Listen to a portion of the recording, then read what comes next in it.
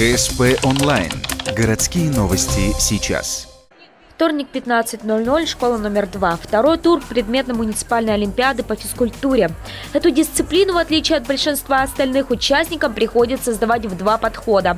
Первая часть – теория, а вторая – практические испытания.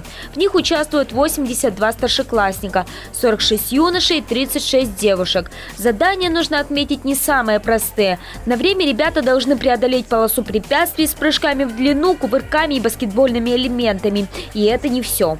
После этого они проходят и выполняют упражнения на силу рук и плечевого пояса. Это для мальчиков подтягивание. Им необходимо правильно выполнить 5 подтягиваний. Для девочек это сгибание и разгибание рук в упоре лежа.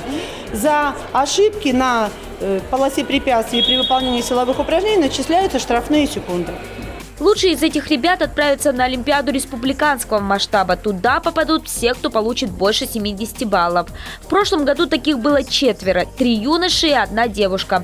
Одному из ухтинцев удалось показать лучшие в коме результаты. Кирилл Резников из гимназии иностранных языков стал тогда первым.